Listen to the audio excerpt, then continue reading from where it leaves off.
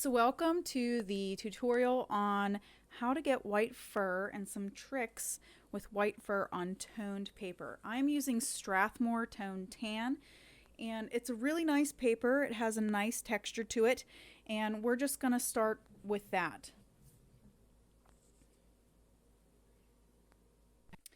So first off, I'm going to actually draw just a little bit of maybe some hair fibers with a regular number 2 pencil, and we're just going to maybe do like a long fur type here. And then that way you can see, how you go about this. All right, so first, let me grab I have my kneaded eraser.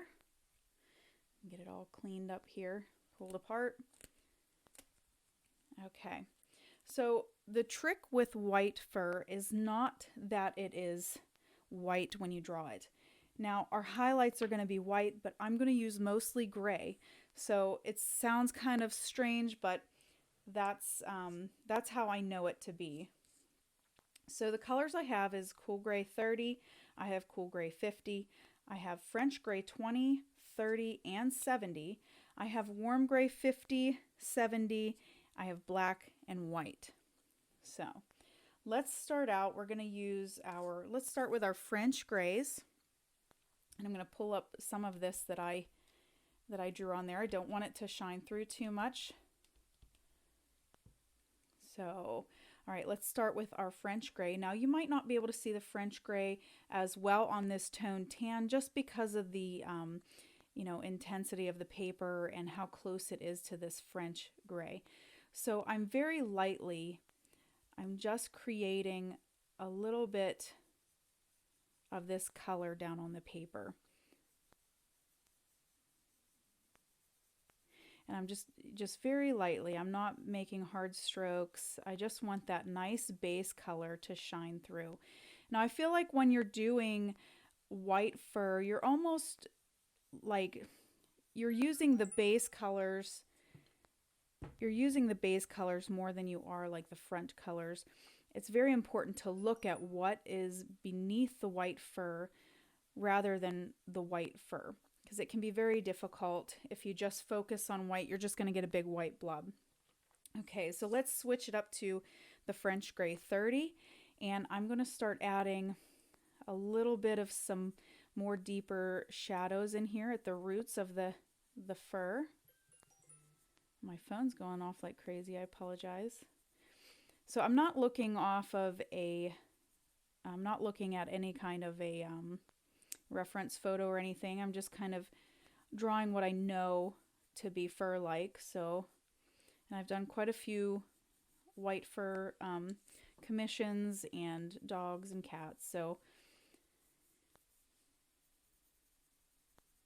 I'm getting down at the root. I'm not pressing really hard. I just want to get a little bit of that color in there. Once that's done, I'm going to switch to I'm kind of working my way up. So now I have my Cool Gray 30. And now when you start with this, it's going to be a little bit more, you're gonna try to really think about how you want your fur to clump together, where you want the deeper spots to, how you want it to look. So I'm just adding a little bit more definition. I'm not going crazy though. And right here I want this to be a little bit darker, shadowy. We'll do that on this side as well. So it really is all about layers and values in white fur. Okay, let's go to the 50% Cool Gray. And now I really want to watch, because this is going to start to really show up with all these layers. We're just going to very lightly add these values in here. You can do small circles, you can do strokes. Here I would do the small circles just because we're working in such a small area. You don't want it to get too strokey. And now you're starting to see more of a shape to the hair.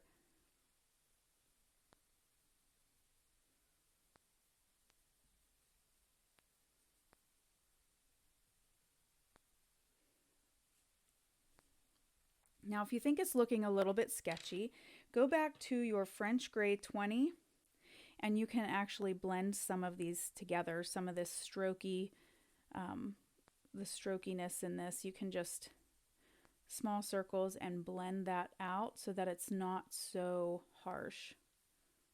And see, that already looks nice. Okay, so I am going to now, I might skip I think I'm going to skip the French Gray 70 and let's head right to the warm gray 50. And I'm using Prismacolors, just so you know. And these blend really, really well, so I'm not too worried about how they're going to mush together. You can use a colorless blender. It might leave a little bit of a residue behind, so just account for that.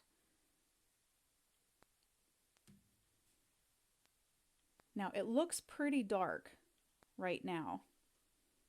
We're going to go back through and highlight it to make it really pop out as white fur.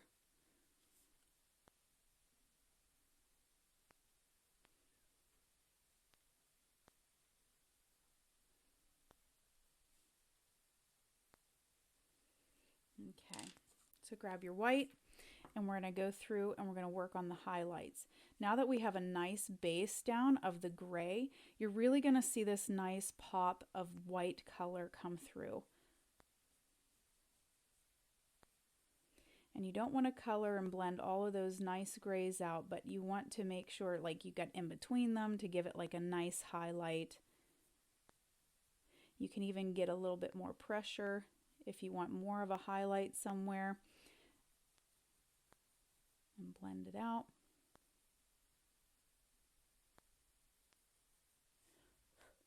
I tend to blow the dust off of my paper rather than using my hand or a brush. Sometimes I'll use a brush depending on the paper if I think it'll smudge.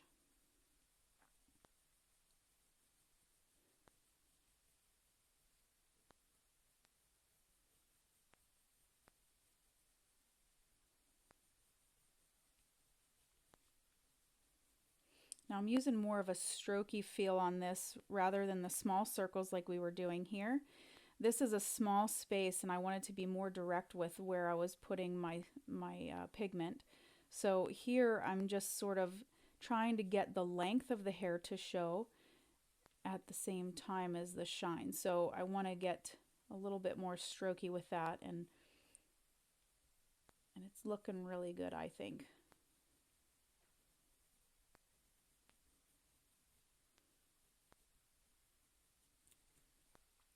Okay, now let's go back with let's do French Gray 30, and we're going to come back through here and blend out these darker warm gray 70 out. And you can even take and extend this a little bit just to add a little bit more gray in there. And depending on where your fur is at on your animal, you can even add some black just to give it some more depth.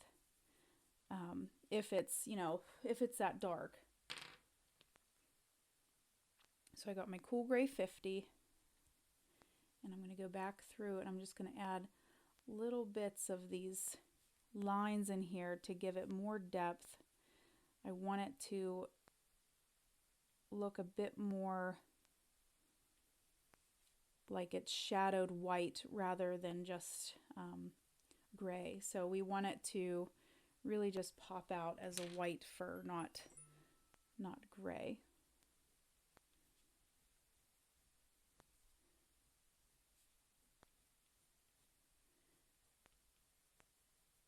There we go. And that is how I do my white fur on toned paper.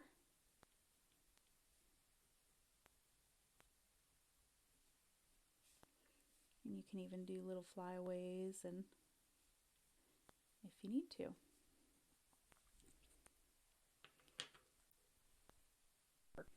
If this video has helped you, please like and subscribe and be sure to hit that notification bell.